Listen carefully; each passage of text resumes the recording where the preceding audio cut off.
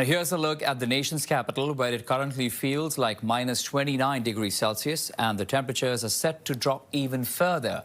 With extreme cold gripping the region this weekend, doctors are urging people to look out for one another.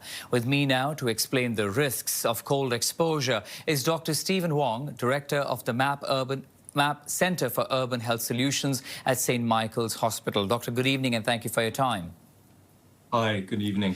While there has been a lot of messaging to stay indoors and stay warm, sadly, there are some who are still outdoors looking for a shelter, or others who are outdoors for different reasons. What should people be watching out for when they're outdoors in this bitter cold weather?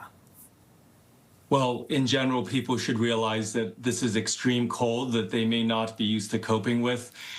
You need to bundle up, stay dry, wear warm footwear, and be very cautious about things like direct contact with cold objects. Exposed skin can freeze within seconds upon contact with a cold object. So it's a risky time for everyone.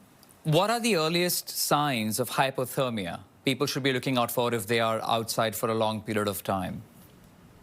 Yes, well, hypothermia will typically cause the person to feel just a little bit unwell, and they may become confused when severe hypothermia develops. Probably the earliest symptoms of cold exposure are going to be that numbness or tingling that you get in your fingers and toes and ears with prolonged cold exposure, and that's an early warning sign. In terms of being outdoors in these temperatures, minus 20, minus 30, in some places minus 40 as well, how quickly, doctor, can frostbite develop on exposed areas of the body? Well, as I mentioned, if your bare skin touches a metal object, it can freeze within seconds. So you have to really avoid having any exposed skin, and especially if there's a wind chill. Hypothermia can set in within about 30 minutes if you're not adequately dressed. So people just need to be very cautious. Talk to us about how does a situation like that, because this current phenomena is for at least a couple of days, what sort of strain does this put on hospital and emergency situations? Well, we have a large number of people experiencing homelessness in Toronto and in many other cities across the country. And for people who are unhoused, this is a life-threatening emergency.